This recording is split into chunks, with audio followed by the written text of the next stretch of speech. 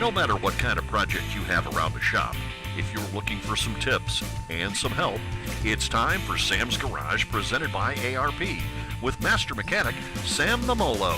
Welcome to Sam's Garage. Well, we've got a lot of stuff we're going to do today. Improve the doors on this truck for sure. I got Jim Flanders here from Brothers Truck Parts. Jim, tell me about this kit.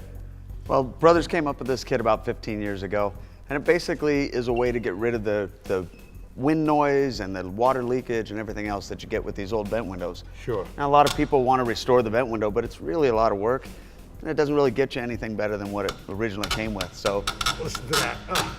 Yeah. And the channel is all coming apart and so on. And they're all like that. So we designed one-piece windows. It's like the newer vehicles. It's easy to go up and down. It's easy to seal. It's a much better way to do it. This is a really easy kit to install. You need a couple of basic tools. Let's go ahead and start tearing it apart. Obviously, these aren't the original screws. Somebody has done a little modification on this before, evidently. Yeah, this one is definitely take the door panels off. An amateur restoration, this truck, but it's a pretty solid little C10. This is a 67. Now these kits fit, what, 67 to? 67 through 1972. You can see when you take that off, you don't have too much access in here. And of course, there's not even any felt channels in this one. Yeah, this one, obviously, someone's taken these doors apart before and taken things out that should be in there, added some screws that probably shouldn't have been in there. Yep. All right, what's our next move? Next move, we're gonna start disassembling the vent window.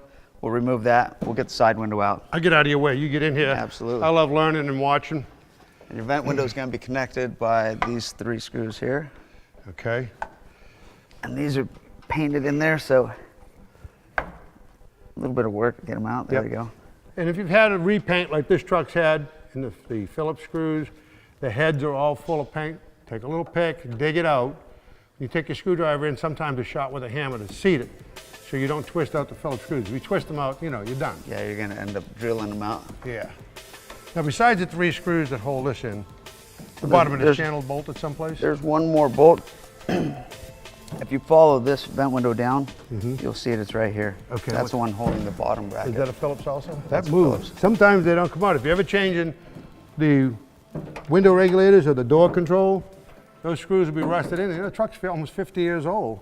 So maybe you get a little penetrating solution down there or whatever.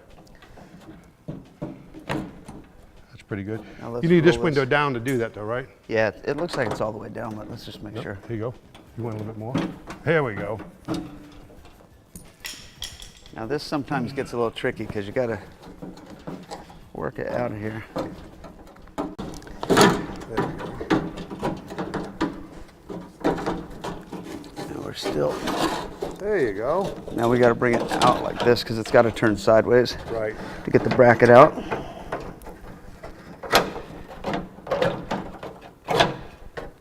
Perfect. Watch yourself, there you are. Look at that assembly. That big heavy spring here and so on. And now we're gonna keep this because we're actually gonna use this later on in our process of changing the vent windows. So next we're gonna pull this glass out here.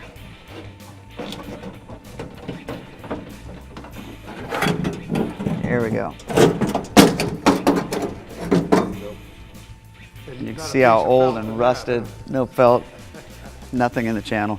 Now hold the glass, I'm gonna roll it down. Okay. We're gonna want it all the way down if we can get it there so we can get the glass underneath this little channel here. That's good. Move your hand there and Now you should be able to slide it forward on the regulator. put it down a little bit too much for me, I think.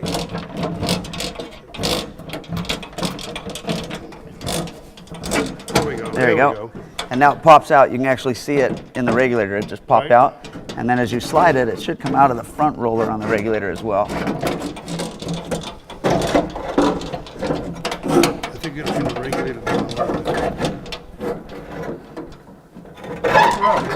There you go. I think you're out.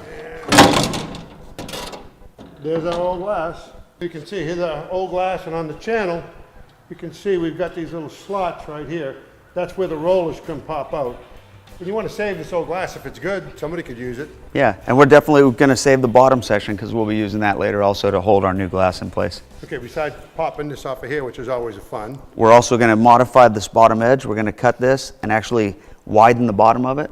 It's going to set the glass a little farther forward and allow the glass to move a little bit better. So we'll be cutting this and then We're also going to do some work on the old vent window, because as you know, we're going to need a front track. Right. And the door doesn't obviously have a front track. So we're going to cut the vent window.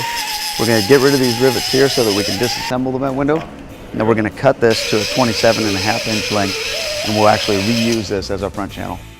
All right, now that what we've done here is we've put all new window channels in. That's really important. The old stuff was brittle, partially missing. Now that you have a one-piece window, that having it in the channel is really, really, really critical. That way the window doesn't move. Got it right there? Yeah, perfect. We also get a little piece here in the kit. It's made of aluminum. We use the original screw hole, and it goes through and retains that nice filler to trim out the front of the window, keep the window stable. Well, Jim, I'll tell you what, I think we got these all in right. Yeah, it should seal the window nicely. Yep. Got brand new felts on the inside, brand new scrapers on the outside. Absolutely. And of Works course, all perfect. new window felt. Here's the test. Go for it, big boy. Roll it up and see if it works. And this thing really could use a new regulator. Look at that. Nice and clear. Perfect. One piece, no rattle, no more vent window. Go ahead and roll it down. You know, one of my pet peeves is people that don't clean all around the edges of their glass. So we've got everything put together here with the exception of the door panel. But again, this regulator, you never know. It's a 50-year-old truck. You open it up, one of the regulator wheels that goes in the channel is pretty bad. So you want to get another regulator. Once the glass is in, when you put it in, you saw we put it nose down, then you bring it back, get the tail end of it in this channel here, then you can put it on the regulator. Yeah, it went in pretty smooth, surprisingly. Yep. Normally, if it has a little bit of a bind or anything like that, you can always loosen the regulator bolts. There's 4 of them on this door. Loosen it, you can slide the regulator a little bit each direction. That'll help you out if you need it. It's like anything else. It takes a little bit of tweaking. These trucks were never perfect, you know? That's true. We got it in real good shape. And now we need to take a break. Stick around, because now we're going to work on the fuel tank.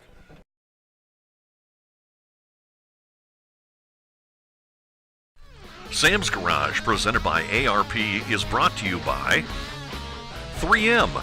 For more information on 3M products, go to 3mcollision.com. HYPERTECH, the leader in high-performance engine tuning products. LMC Truck, restore, maintain, customize.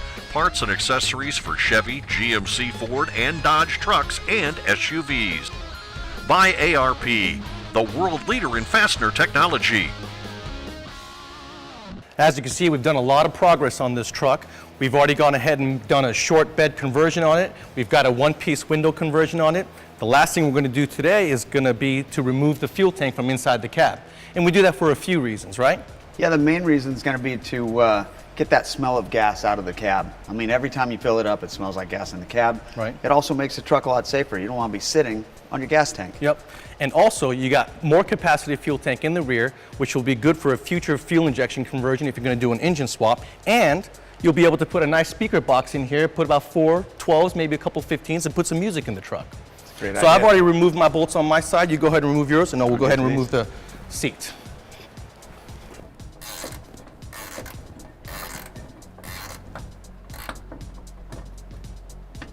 All right, Sam. Okay. We've got the last 2 of mine out on this side. Well, I'm loose here. I'll go ahead and... Now you're going to need to walk right through the cab with it. You good? Yep. We'll just set it down out of the way for now.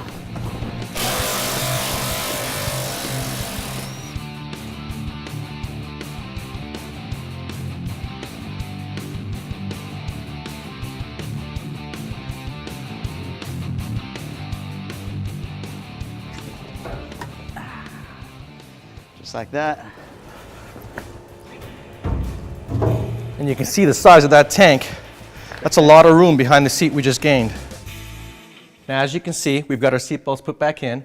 And if you wanted to, for the sending unit wire, you can drill a hole on the driver's side to make it a shorter distance. But I don't like to drill a hole, considering there's already one existing for the old feed line was. So I went ahead and ran the wire through that hole, making sure to replace the grommet. So as you can see, what I'm doing here is just using the grinding wheel. I'm going to give myself some nice bare metal. Sam's going to be doing some welding here in a second. And what we've got is this custom filler panel. It actually fits in. It's got a keyed slot on the bottom so you can line it up. It's got a perfect body line along the top. And it fits in exactly like that so that you can tack it in a few spots, leave it for your body man to come back. They'll fill it, be perfect, ready for paint.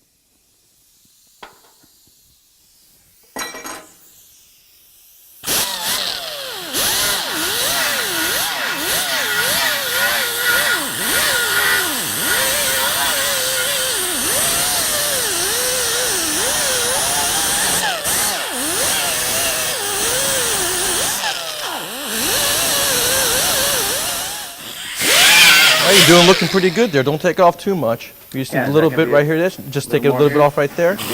Yep.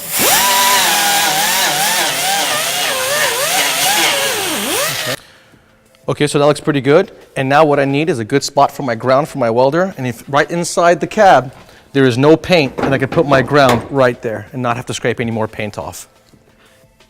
Excellent. Okay, now I want to go ahead and get the welder ready for welding.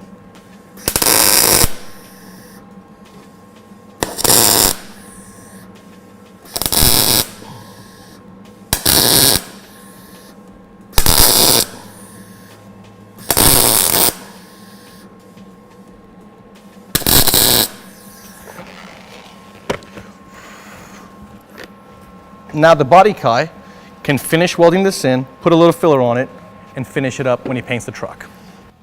Nice job. Thank you. And now we're ready to put the seat back in. All right.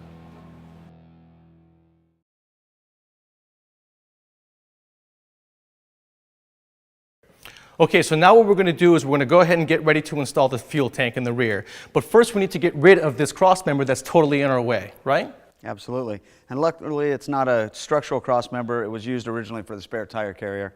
So it's something that we can actually air chisel out. It'll give us room to put the tank all the way up into the frame rails so your gas tank's not hanging well below the bottom of your truck. Makes it a little more clearance, makes it safer.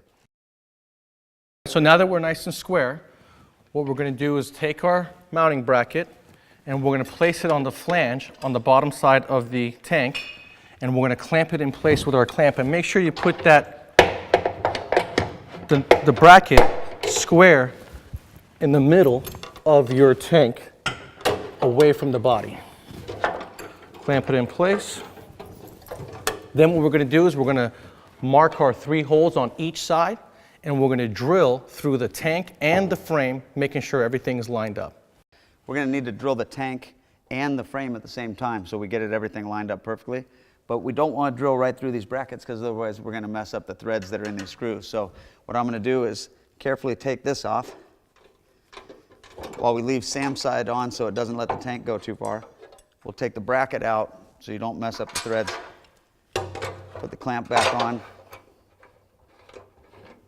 And this way the holes are already there. You drill the hole through the frame and the tank, and we're ready to go put our brackets on the top side.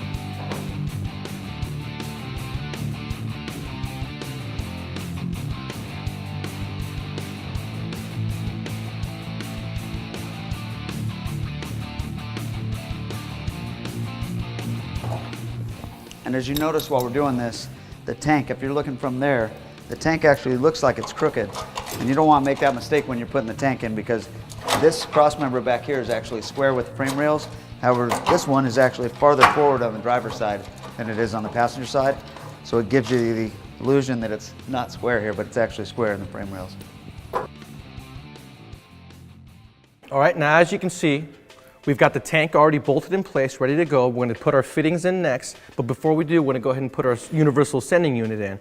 And we've already set the height and we've set the float, but I would like to show you a little secret, or a little trick actually, on how you can test your sending unit to make sure it's good.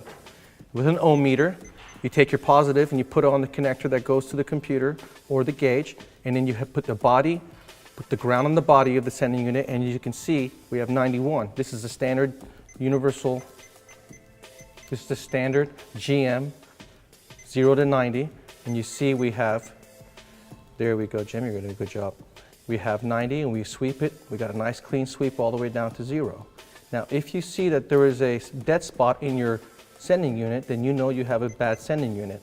And if your gauge doesn't work, then you know that there's going to be something in the truck going on because you've just tested your sending unit and it's good to go. So we put the gasket in place. We've already marked the flange because it only goes in one way.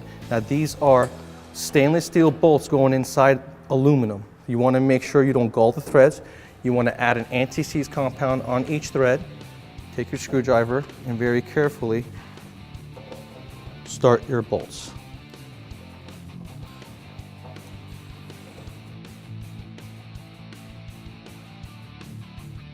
And there we go. Now, before we put the fittings in, this tank is universal.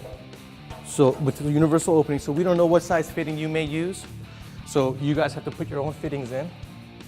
And don't forget your vent valve. Put a one-way check valve in for your vent and make sure the vent is at the highest point of the fuel tank, higher than the filler neck, so you don't have any overflow from the vent. Okay. Excellent work. Thank you. You too.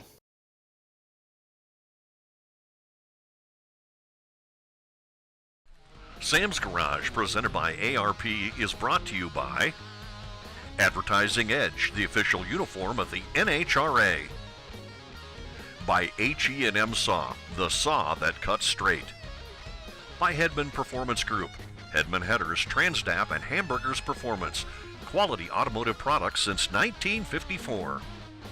By ARP, the world leader in fastener technology.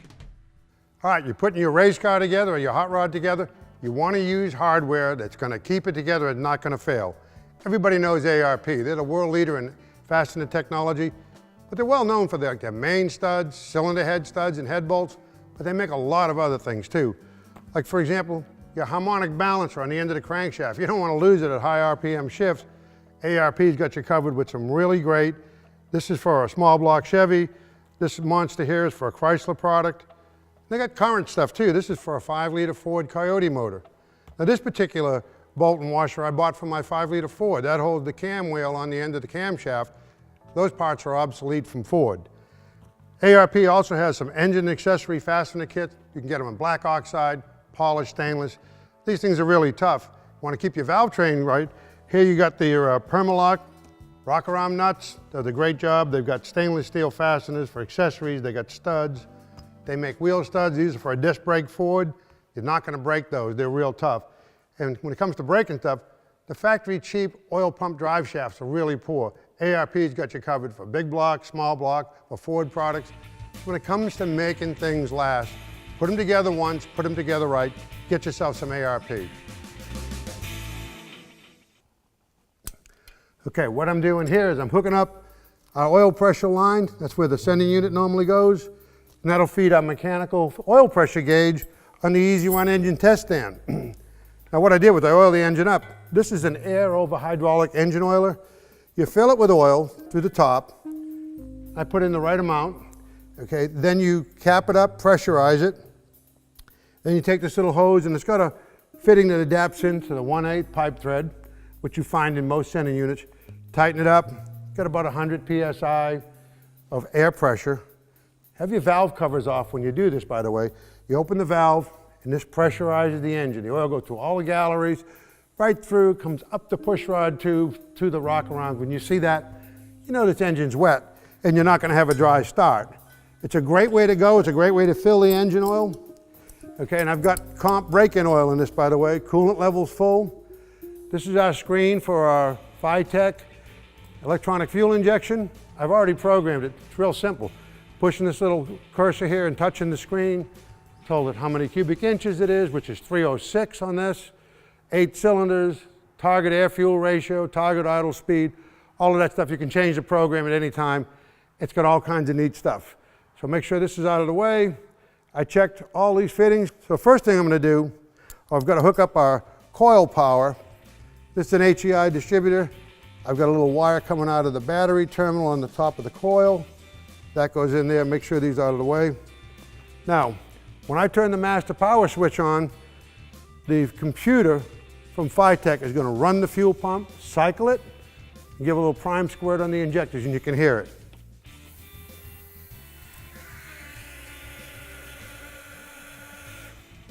Check real good for fuel leaks everywhere in the system. That's the worst thing you can have. This is all good and dry, but I'm not going to turn the coil power on yet. Now I'm going to crank the engine, get a little oil pressure. You never want to run a starter for more than 15, 20 seconds. Look at that, we got good crank and oil pressure.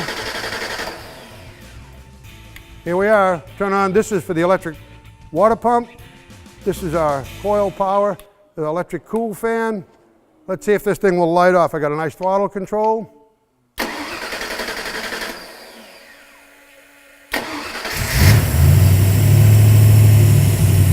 we go. Put a little timing in here.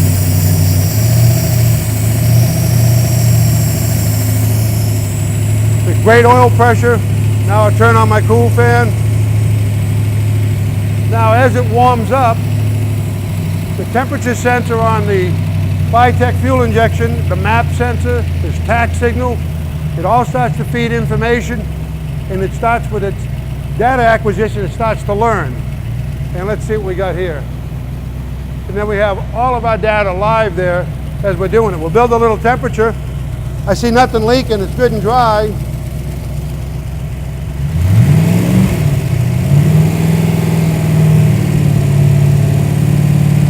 Sounds great. And because I pressure oiled it, we didn't have to wait for lifters to pump up. I don't want to rev it up too much, it's still cold. Idle air control is bringing it back. Shut this thing down. That's a great way to go. Little engine turned out good. We'll break it in. I haven't even put a timing light on it yet. We'll go through and program everything, let it learn, double check it for leaks. Using a stand like this can save you a fortune, so it's worth the investment if you do a lot of engine work. I hope you learned something about building this engine, taking your time, dialing in a cam, rock around ratios, how to measure your push rods, all that stuff. This is a great way to go. We had fun doing it. Again, I hope you learned something. I hope you've enjoyed the last 13 weeks of Sam's Garage. See you later.